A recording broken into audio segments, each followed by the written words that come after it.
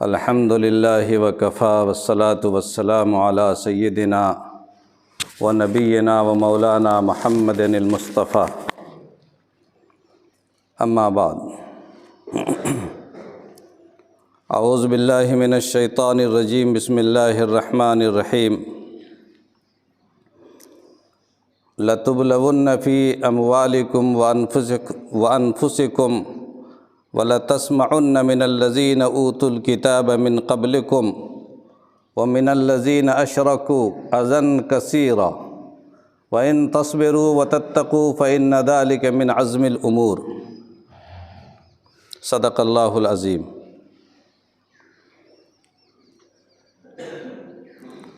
محترم بزرگوں اور بھائیوں اور عزیز دوستوں،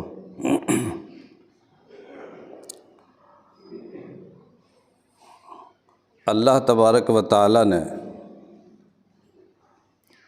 جب رسول کریم صلی اللہ علیہ وسلم کو یہ دین محمدی اور دین اسلام لے کر دنیا میں بھیجا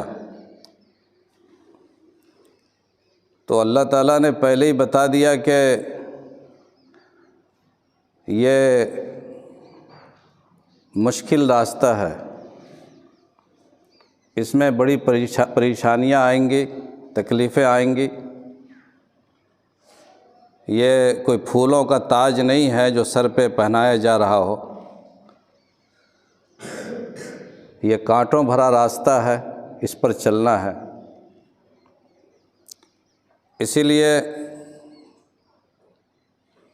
جو آیت کریمہ میں نے تلاوت کی، یہ غزوہ بدر سے پہلے نازل ہوئی ہے، جنگ بدر سے پہلے۔ اور آپ جانتے ہیں کہ جنگ بدر یہ اسلام کی پہلی لڑائی ہے باقاعدہ۔ تو اللہ تعالیٰ نے پہلے ہی یہ پیشگوئی فرما دی تھی اللہ کے نبی صلی اللہ علیہ وسلم کو کہ یہ چراغ مصطفی آسانی کے ساتھ روشن نہیں رہے گی، بلکہ اس کا مقابلہ ابو لہب اور ابو جہل اور عتبہ اور شیبہ جیسی آندھیوں سے بھی ہوگا، اور ہر دور میں ہوگا۔ جب تک شرار ابو لہبی کے مقابلے میں چراغ مصطفی جلانے والے لوگ زندہ رہیں گے، انشاءاللہ یہ چراغ روشن رہے گا، اس کی روشنی پھیلتی رہے گی، مدھم نہیں پڑے گی انشاءاللہ۔ شرار ابو لہبی بھی باقی رہے گا، چراغ مصطفی بھی باقی رہے گا۔ یہ اللہ کا نظام ہے، ہر اندھیرے کے لیے، ہر اجالے کے لیے اندھیرا ضروری ہے، ہر روشنی کے لیے تاریکی ضروری ہے، دن کے لیے رات ضروری ہے، زندگی کے لیے موت ضروری ہے۔ اگر زندگی ہو اور موت نہ ہو تو زندگی کا مزہ نہیں۔ اگر روشنی ہو اور اندھیرا نہ ہو تو اس روشنی میں کوئی لطف نہیں اور اس کی کوئی حقیقت نہیں۔ اگر حق ہو اور باطل نہ ہو، اس حق میں کوئی مزہ نہیں، لذت نہیں۔ اور چراغ ہو اور چراغ کے مقابلے میں شرار ابو لہبی نہ ہو تو اس چراغ مصطفی میں بھی وہ مزہ نہیں۔ ایمان میں پختگی اس وقت آتی ہے اور انسان کی دینی غیرت اس وقت جا کر بیدار ہوتی ہے جب کہ اس کا مقابلہ باطل طاقتوں سے ہو۔ جب باطل طاقتیں آپ کے مقابلے میں رہیں گی برابر برابر، تب آپ کا ایمان بھی اتنا ہی مضبوط ہوگا۔ اگر باطل طاقتیں کمزور پڑ جائیں گی یا مسلمان مضبوط ہو جائیں گے تو مسلمان تو مضبوط ہوگا، اسلام کمزور ہوگا۔ یہ اچھی طرح سمجھ لیں، جب مسلمان کمزور ہوتے ہیں تو اسلام مضبوط ہوتا ہے، ایمان مضبوط ہوتا ہے، اور جب مسلمان مضبوط ہو جاتے ہیں تو اندر کا ایمان کمزور ہونا شروع ہو جاتا ہے۔ غزوہ حنین کے موقع پر اللہ تعالیٰ نے مسلمانوں کو شکست سے دوچار کیا۔ غزوہ حنین یہ فتح مکہ کے بعد ہوا ہے۔ مسلمانوں کی طاقت کا سکہ بیٹھ چکا تھا، اور مسلمانوں کو یہ خیال تھا کہ ہماری کثرت کے مقابلے میں، ہماری تعداد کے مقابلے میں انشاءاللہ ہمیں فتح حاصل ہوگی، لیکن اللہ تعالیٰ نے وہاں پر شکست سے دوچار فرمایا۔ قرآن نے اس کی وجہ بتائی کہ اذ اعجبتکم کثرتکم، کہ تمہاری کثرت نے یا تمہاری تعداد کی زیادتی نے تمہیں خوشگمانی میں مبتلا کر دیا تھا کہ تم جیت جاؤ گے۔ تو جب اسلام کمزور ہوتا ہے تو مسلمان مضبوط ہو جاتے ہیں، اور جب مسلمان کمزور ہوتا ہے تو اسلام مضبوط ہو جاتا ہے۔ اسی لیے قرآن کریم نے اور اسلام میں جن مسلمانوں نے مکہ معظمہ کی زندگی میں اسلام قبول کیا، جن کو سابقین اولین کہا جاتا ہے، ان کا درجہ ان تمام مسلمانوں سے بڑھ کر ہے جو لوگ کہ ہجرت کے بعد مسلمان ہوئے، جو مدینہ میں مسلمان ہوئے یا اس کے بعد مسلمان ہوئے، فتح مکہ کے بعد مسلمان ہوئے۔ مکہ میں مسلمان ہونے والوں کا درجہ اونچا ہے، اور مکی زندگی کے بعد اور ہجرت کے بعد مسلمان ہو جانے والوں کا درجہ نیچا ہے صحابہ کرام میں۔ وجہ وہ ہے کہ مکہ کی زندگی میں مسلمان کمزور تھے، مسلمانوں کے پاس کوئی طاقت نہیں تھی، کوئی اسلام کے پاس، ایمان کے پاس کوئی طاقت نہیں تھی، کوئی قوت نہیں تھی، مسلمانوں کو سخت حالات کا مقابلہ تھا، اور کفار ان کے اوپر حاوی تھے، یہاں تک کہ ان کو اپنا گھر چھوڑنا پڑا، اپنا وطن چھوڑنا پڑا، اپنی جائیداد چھوڑنی پڑی، اپنے بیوی بچوں کو چھوڑنا پڑا، اور اپنا گھر بار چھوڑ کر ایک دیار غیر میں جا کر پناہ لینی پڑی۔ اس حالت میں، اتنے کمزور حالت میں تھے، لیکن قرآن کہتا ہے کہ جو سابقین اولین ہیں ان کا درجہ کبھی بھی بعد کا مسلمان نہیں پا سکتا۔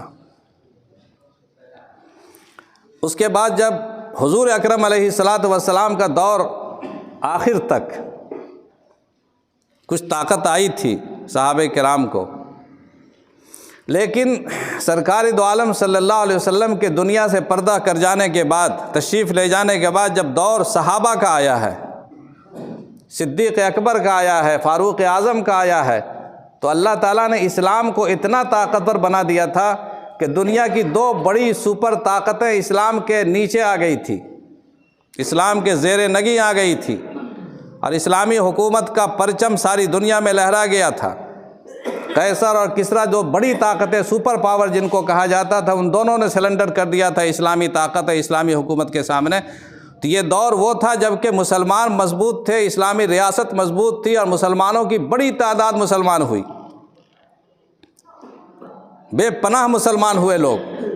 لیکن اس دور کے جو مسلمان ہیں یقیناً ان مسلمانوں سے کمزور درجے کے ہیں جو مسلمان کے عہد نبوت میں مسلمان ہوئے تھے۔ صحابہ کرام کی جو شان تھی، کہ صحابہ کرام کی شان وہ تھی کہ جس نے سرکار دو عالم صلی اللہ علیہ وسلم کی زیارت کر لی، چہرے انور پر نظر ڈال لی ایمان کے ساتھ، اس کا مقام بعد میں آنے والی قیامت تک انسانیت میں کوئی بڑا سے بڑا عابد اور متقی یا بڑا سے بڑا ولی اور غوث اور قطب اور ابدال نہیں پا سکتا۔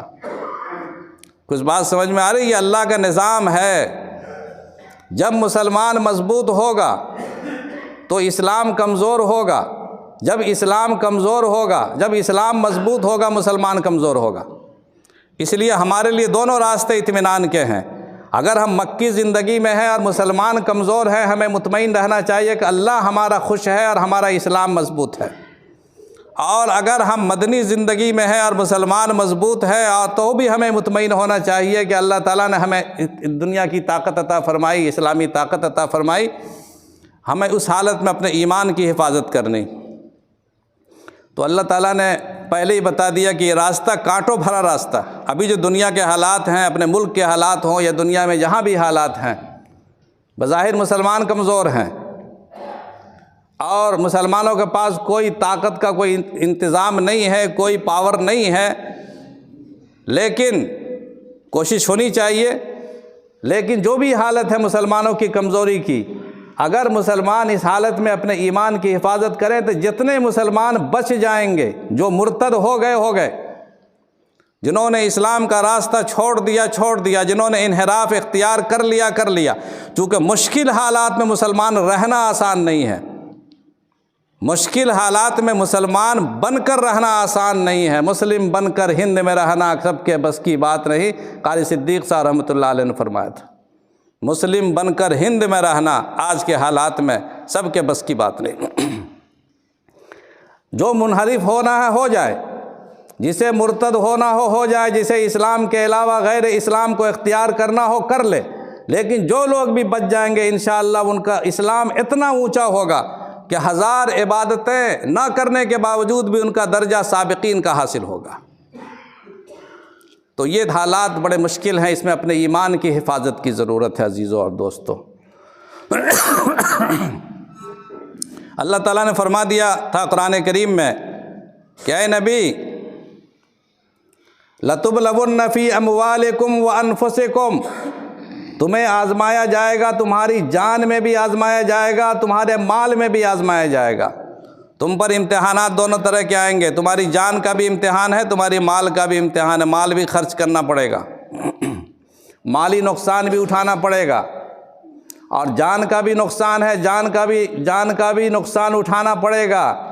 آزمایا جائے گا تمہیں، تم ثابت قدم رہتے ہو یا راستہ اپنا بدل دیتے ہو، ارتداد کا راستہ اختیار کرتے ہو، اسلام کو چھوڑ کر اختیار کرتے ہو۔ مَن یبتغِ غیر الاسلام دینا فلن یقبل منہ، جو اسلام کے علاوہ دوسرا دین اختیار کر لے، دوسرا مذہب اختیار کر لے، اللہ کے قابل قبول نہیں۔ یہ تم کو آزمایا جائے گا۔ اس کے بعد آگے اللہ فرماتے ہیں کہ وَلَتَسْمَعُنَّ مِنَ الَّذِينَ أُوتُوا الْكِتَابَ مِن قَبْلِكُمْ وَمِنَ الَّذِينَ أَشْرَكُوا أَذًى كَثِيرًا، تم سے پہلے جن کو کتاب دی گئی یعنی یہود اور نصارہ، اور جو مشرکین کی جماعت ہے، بت پرستوں کی جماعت ہے، ان کی جانب سے تم کو بہت سی تلخ باتیں سننے کو ملیں گی، تکلیف دہ باتیں سننے کو ملیں گی۔ اذًا کثیرا، اس موقع پر قرآن کریم کہتا ہے کہ وَإِن تَصْبِرُوا وَتَتَّقُوا، اگر تم صبر کا راستہ اختیار کرو اور تقوی کا راستہ اختیار کرو، فَإِنَّ ذَلِكَ مِنْ عَزْمِ الْأُمُورِ، یہ ہے کام کی بات، یہ ہے اصل یقین کی بات۔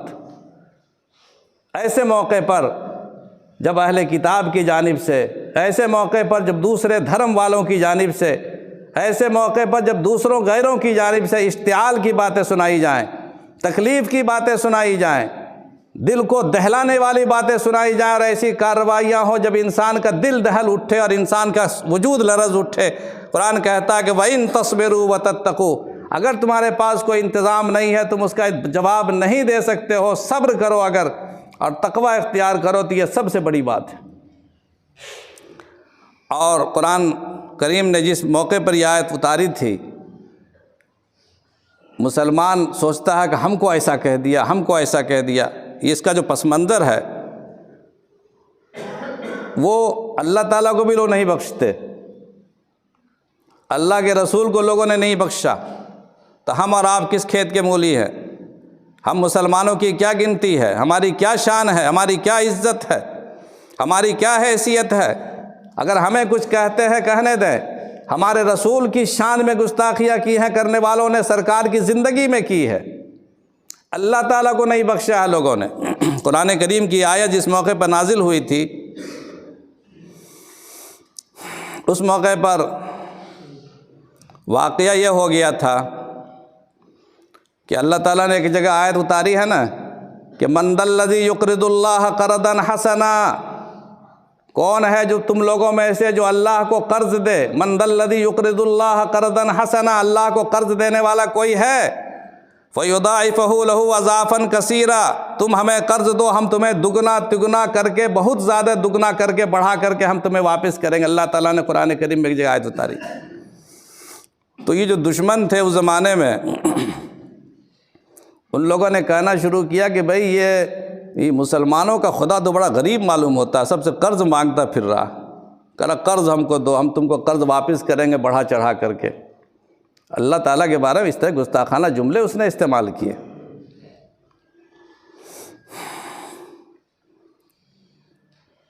حضرت ابوبکر صدیق رضی اللہ تعالیٰ عنہ ایک موقع پر، اسی موقع پر ایک مجلس میں گئے وہاں پر یہودی بھی تھے، مشرکین بھی تھے، کچھ مسلمان بھی تھے۔ حضرت ابوبکر صدیق رضی اللہ تعالیٰ عنہ نے لوگوں کو اسلام کی دعوت تھی، ایمان کی دعوت تھی، تو اس موقع پر ایک مردود یہودی فنحاس نام کا تھا، فنحاس، اس شخص نے کہا کہ کیا تم دعوت دیتے ہو جس کا خدا اتنا غریب ہے، جس کا خدا اتنا فقیر ہے، اس شخص کی طرف دعوت دیتے ہو جس شخص کا یہ رسول بن کے آیا ہے، جس ذات کا وہ تو اتنا بڑا فقیر ہے کہ وہ لوگوں سے قرض مانگ رہا ہے اور لوگوں کو سود سے روکتا ہے۔ اس کا مطلب ہے کہ ہم مالدار ہیں، اللہ تعالیٰ غریب ہے، تمہارا خدا غریب ہے، تو ہم غریب کو لے کر کیا کریں گے، ہمیں ایسے خدا کی حاجت نہیں۔ حضرت ابوبکر صدیق رضی اللہ تعالیٰ عنہ کو یہ گستاخانہ جملے اللہ کی شان میں برداشت نہیں ہوئے، اور جبکہ بہت سارے دشمن تھے وہاں موجود، اور کھڑے ہو کر انہوں نے ایک تماچا زوردار اس فنحاس مردود کے چہرے پر رسید کیا۔ اللہ والوں کی روب، اللہ والوں کی ہیبت بھی ایسی ہوتی ہے کہ وہ جواب بھی نہیں دے سکا اس موقع پر، وہ سیدھا اپنا چہرہ، سوجا ہوا چہرہ لیے ہوئے سرکار دو عالم صلی اللہ علیہ وسلم کی خدمت میں حاضر ہوا اور کہا کہ دیکھیے جناب، یہ آپ کے ساتھی نے میرے ساتھ یہ حشر کیا۔ حضور اکرم علیہ الصلوۃ والسلام نے حضرت ابوبکر سے پوچھا کہ کیا معاملہ ہوا؟ پتہ ہے کہ حضرت اس نے اللہ کی شان میں گستاخی کہ اللہ کو فقیر بولتا اللہ کی ہمیں حاجت نہیں ہے، میں تو خود مالدار ہوں، ہم سودی کاروبار کرتے، تمہارا خدا سود لیتا نہیں، قرض مانگ رہا، ابھی بڑھا چڑھا کے بولتا ہم دیں گے، کب دے گا نہیں دے گا، غریب آدمی کے کوئی پاور ہے؟ ایسے خدا کو ماننے کی ضرورت نہیں ہے، اس لیے مجھے برداشت نہیں، میں نے تماچا رسید کیا۔ اس نے کہا میں نے ایسا کہا ہی نہیں، جھٹلا دیا، ہر زمانے میں ایسے ہی ہوا۔ اس نے کہا میں نے ایسا کہا ہی نہیں۔ بس اللہ تعالیٰ نے فوراً قرآن کریم کی آیت نازل فرمائی کہ لقد سمع اللہ قول الذین قالوا ان اللہ فقیر ونحن اغنیاء، اللہ تعالیٰ نے سن لیا ہے اس بدبخت کی بات کو جس نے کہا کہ اللہ فقیر ہے، ہم مالدار ہیں۔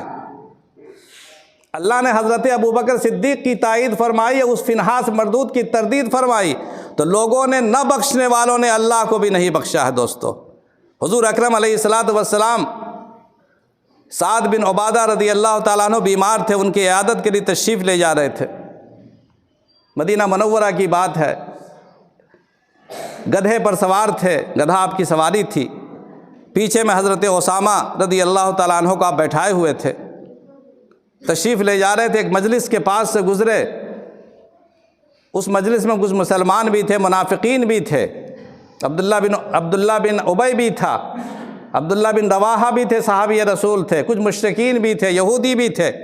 حضور اکرم علیہ الصلوۃ والسلام نے سلام، تو آپ جو گدھے سے چل رہے تھے، گدھے میں دھول اڑ رہی تھی، چونکہ کچی سڑکیں تھیں، وہ دھول کچھ ان لوگوں کو بھی ملی، ان لوگوں نے برا سمجھا، اپنا ایسے کپڑا رکھ لیا ناک پر کہ دھول نہ پہنچے، نفرت کے اظہار کے لیے معاذ اللہ۔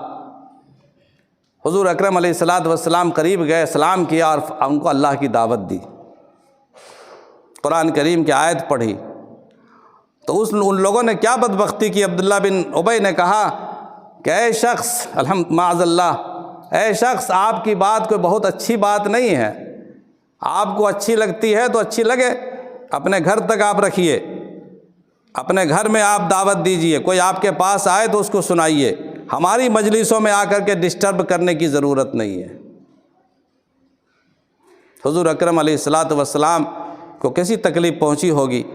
حضرت عبداللہ بن رواحہ کھڑے ہو گئے، وہ صحابی تھے، کہا نہیں یا رسول اللہ، فرمائیے، آپ بولیے کیا بولتے ہیں، فرمائیے آپ۔ پھر وہاں سے جب حضرت سعد بن عبادہ کے پاس پہنچے، جن کی عیادت کے لیے جا رہے تھے، وہ سردار تھے اپنے قبیلے کے، وہاں اس قصے کا ذکر حضور نے فرمایا کہ دیکھیے اس بدبخت نے اس طرح کی بات کہی، انہوں نے کہا یا رسول اللہ صبر کریں، اللہ تعالیٰ کوئی راستہ پیدا کرے گا۔ تو ستانے والوں نے، تکلیف پہنچانے والوں نے اللہ کو نہیں چھوڑا، اللہ کے رسول کو نہیں چھوڑا، اور قرآن کریم کا وعدہ ہے کہ یہ قیامت تک یہ سلسلہ جاری رہے گا، مسلمانوں کی آزمائشیں ہوتی رہیں گی، مالی آزمائشیں بھی ہوں گی، جانی آزمائشیں بھی ہوں گی، لوگوں کا خون بھی ہوگا، لوگوں کے مال بھی برباد ہوں گے، جائیدادیں بھی غرق ہوں گی، اور مشرکین کی جانب سے، بت پرستوں کی جانب سے یہود و نصارہ کی جانب سے تکلیف دہ باتیں بھی سامنے آئیں گی۔ اگر آپ کے پاس کوئی اس کا متبادل انتظام نہیں ہے، اگر آپ کے پاس جواب کی طاقت نہیں ہے، قرآن کریم کہتا ہے کہ صبر کا راستہ اختیار کرو، برداشت اپنے اندر پیدا کرو اور تقویٰ کی زندگی اختیار کرو، اللہ کا خوف پیدا کرو۔ دنیا کے حالات تمہیں ڈراتے ہیں، تم اللہ سے قریب ہو جاؤ۔ اللہ کا ڈر جب تمہارے دل میں پیدا ہو جائے گا، تمہیں دنیا کی تمام طاقتوں کا ڈر ختم ہو جائے گا تمہارے دلوں سے۔ اللہ تعالی ہم سب کی حفاظت فرمائے اور کہنے سے زیادہ اور سننے سے زیادہ عمل کی توفیق عطا فرمائے۔ وآخر دعوانا ان الحمد للہ رب العالمین۔